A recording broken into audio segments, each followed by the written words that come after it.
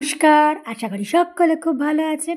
আজকে আমি পাঠ করে শোনাবো বিশ্বকবি রবীন্দ্রনাথ ঠাকুরের জীবনের এক মজার ঘটনা।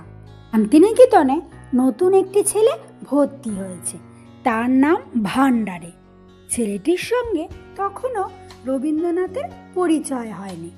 রবীন্দ্রনাথ ঠাকুর একদিন শান্তিনিকেতনের পথ দিয়ে হেঁটে যাচ্ছিলেন। তার পরনে ছিল দীর্ঘ আলখাল্লা, মাথায় টুপি। ভান্ডারে তাকে দেখে ছুটে গিয়ে হাতে আধুলি দিয়ে, মানে ৮ আনা পয়সা তার হাতে দিয়ে এলো। অন্য ছেলেরা জিজ্ঞাসা করলো, গুরুদেবকে তুই কি দিলি? ছেলেটি বলল, গুরুদেব কোথায়?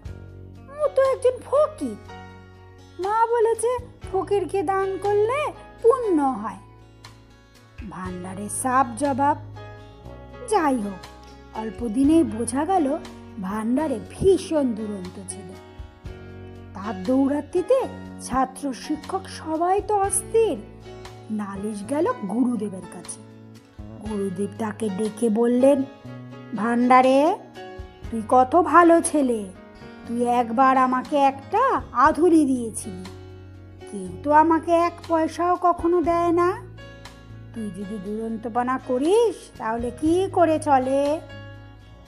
গুরুদেবের কথায় ভান্ডারের দুষ্টুমি কিছুটা কমেছিল। নমস্কার, আমার গল্প পাঠ এখানেই শেষ হলো।